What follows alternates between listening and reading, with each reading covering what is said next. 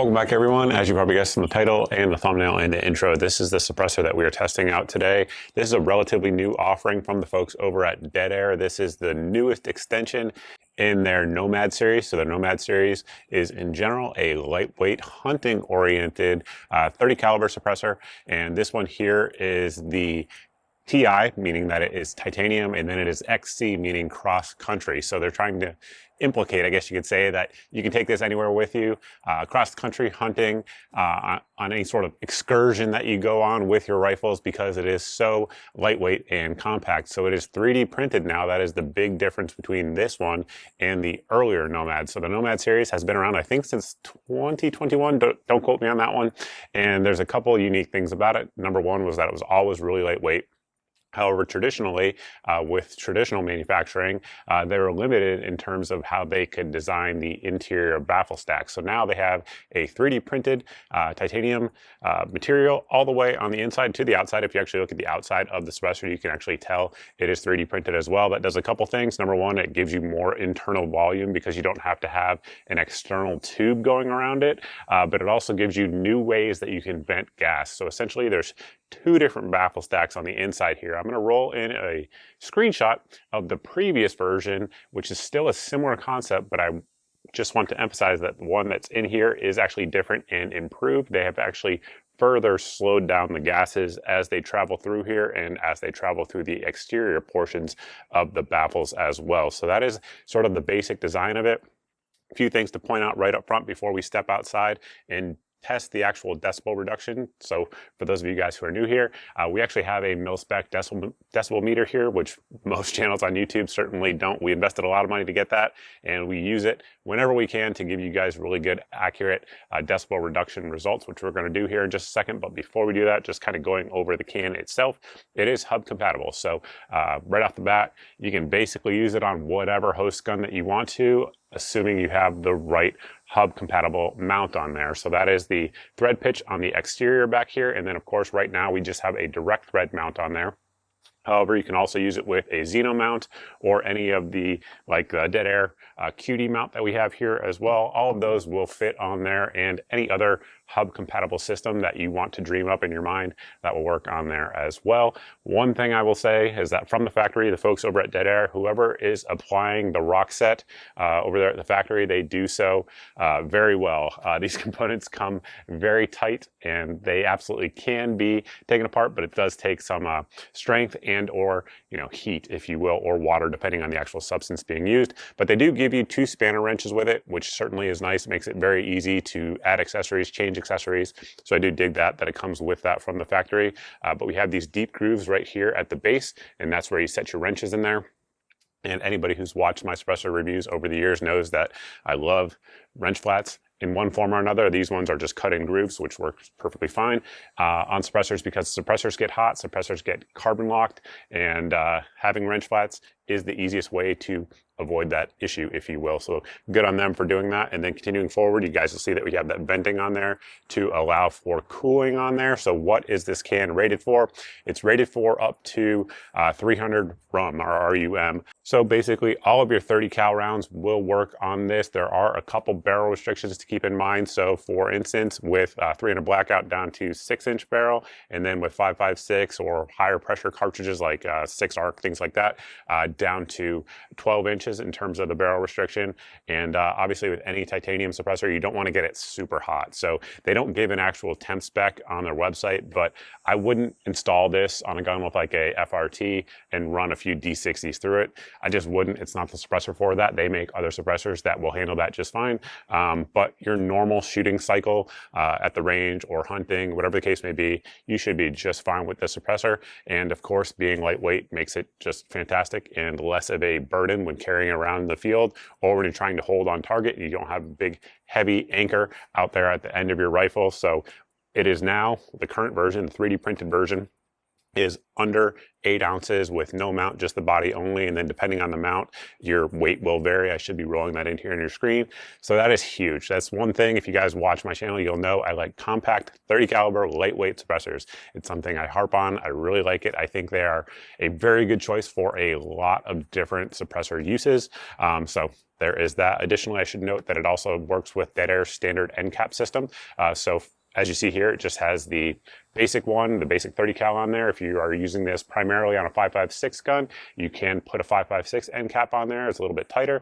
That will reduce the decibels in theory anyway, just a little bit. Additionally, it does work with their flash hider end caps as well. So if you want to run a flash hider on there, which I certainly like, I like minimizing flash whenever possible, you can do so. And then it also works with their e-brake system.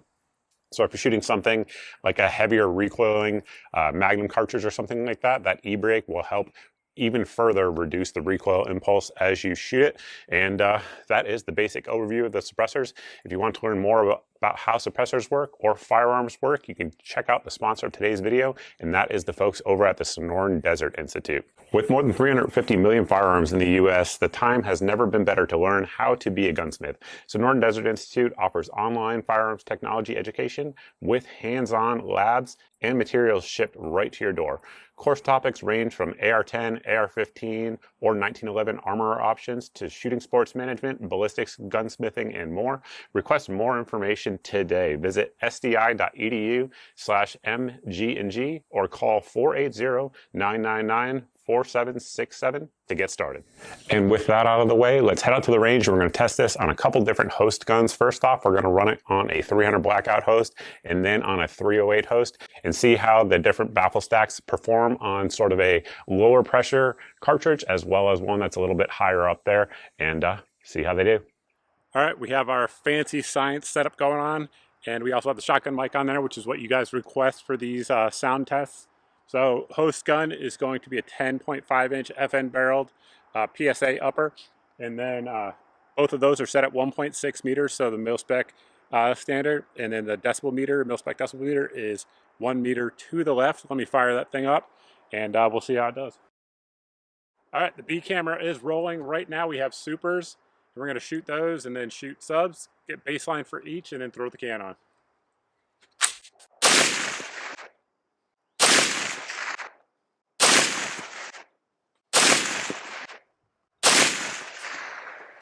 Next load up, this is some Minuteman Munitions subsonic 300 blackout. All the ammo in this video outside of this load right here is going to come from our friends at Firearms Depot, so we definitely appreciate their support. Also appreciate the folks at Minuteman, so win-win.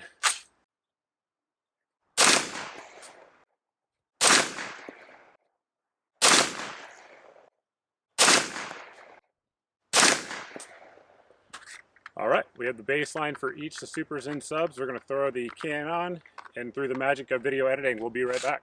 All right, once again, supers, these are 125 grain Winchester, if that matters to you.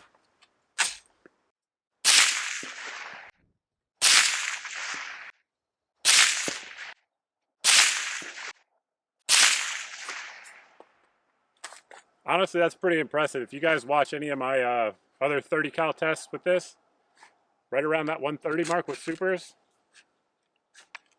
it's nothing to joke at, especially at the size of this can. Now back to the subs.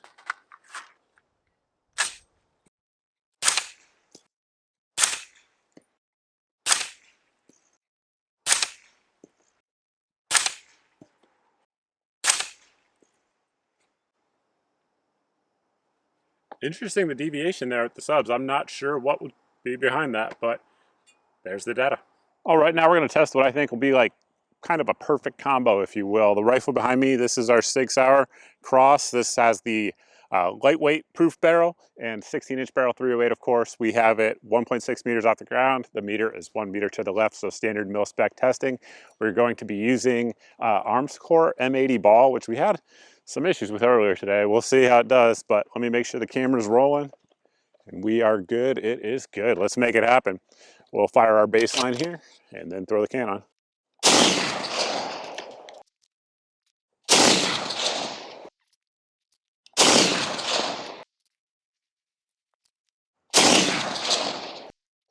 Much better with that stock piece down. It was a little too high at first. All right, now we're gonna throw the can on. All right, everyone, same ammo, same everything, just with the suppressor on there.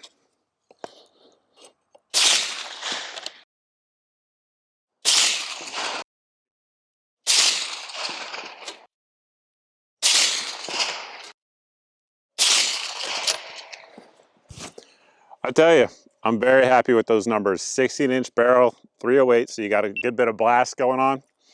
And size of that can, it performed pretty darn well. So as y'all just saw there with the different host guns, I thought it was a good kind of cross section with both supers and subs and 300 blackout, and then also putting it on a 16-inch 308, which is a challenge for a suppressor. That is definitely a hard host to get good numbers on. This thing definitely did. Just from a raw data standpoint, this thing did phenomenal. And then you add in the fact that it is relatively small. That makes the performance even more impressive. Then you add in the fact that it has the baffle design, which is going to reduce the back pressure and reduce port pop if you're using it on a semi-auto.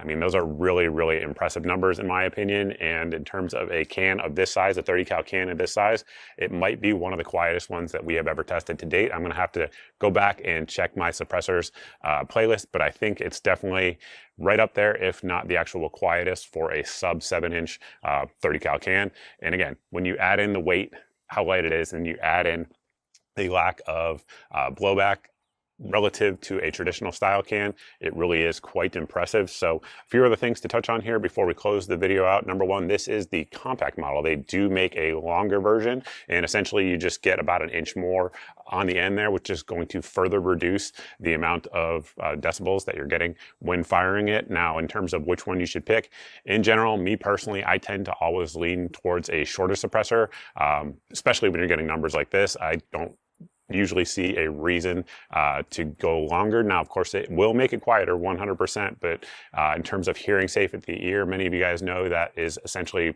one shot at 140 decibels. And as you guys saw from the numbers here, we were easily achieving that with the short one. Now, if you want it to be even quieter, if you plan on shooting high volume, like if you're shooting groundhogs or something like that, then yeah, it might be something worth looking into, that longer model, if you don't mind the extra length.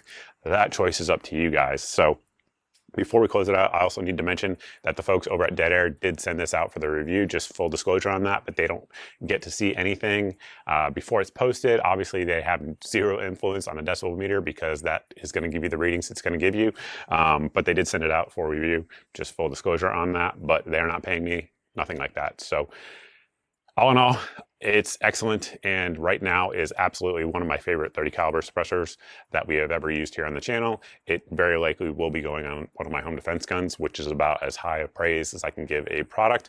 The downside to it, there definitely is a con to it that I'm going to give you for sure, maybe two cons. The con is going to be the price point. So right now the MSRP on this one is right at 1,100 units of measure. We can't say price on YouTube anymore, but whatever the units of measure are where you live, that is what it costs, which is relatively expensive, but if you consider the class of the suppressor it is versus other competitive offerings, it's honestly not that expensive. And then additionally, like we talked about with that baffle stack rather, it will reduce some back pressure versus a traditional style suppressor for sure, 100%. I don't know what the actual number is, whether it's 30, 40, 50%, whatever it is, but it's not going to be as low back pressure as some of the more expensive options that will give you even less back pressure. However, the problem with the more less back pressure, or the higher less back pressure ratings, if you will, is those suppressors tend to give you really not great results when you're using subsonic or non-high pressure ammo. So pros and cons to everything, like always, but I think that's pretty much it. You guys know my take on this suppressor at this point. If you guys have any questions about it, anything like that, you can post those down below in the comment section. You can always post those over at my various social media pages that you guys see here on your screen. I definitely recommend watching on X if you can, or Rumble if you guys don't like the YouTube algorithm. That is where you can check me out. We do post full videos over there. And of course, if you're watching on either of those platforms, there will be a link to pick one up down below in the video description. But all my other social medias as well, definitely check me out across them. Wherever I can post and get information out, I will do so. If you guys have hit the subscribe button rather, if I could speak. If you've hit that and you're not seeing 2 to 4 videos a week here on the channel, you are being censored by an algorithm from my content. Easy way around that is to sign up for the email at the website here on your screen. This will get you put on 2 different email lists. One of them goes out once a month, and it has all the videos since my previous month's email went out, so that way there's no big tech giant censoring your eyes from my content. And then additionally, it'll get you put on the daily deals email. That goes out, as the name indicates, pretty much daily, and it has the best deals that we find on the internet on that day, whether it be suppressors, firearms, ammunition, optics, accessories. If it's in the email on a given day, I have checked it out across the internet and done the price comparison. It's the cheapest I know of for that item on that day. So hopefully that saves you guys some money and saves you some time as well, because I've already done the price comparisons for you. And lastly, we have an SMS list that you guys can sign up for. That at most goes out once a day, because it's expensive to send text for me. But it will either be a new video that just dropped that I want to, once again, get around the algorithm and let you guys actually see my content, or it'll be just like a smoking deal that I know is gonna sell out, and we'll get that into your SMS inbox as well. And with that, I think that's all I got. Thank you all for watching. Truly appreciate it, and I look forward to seeing everybody in the next video.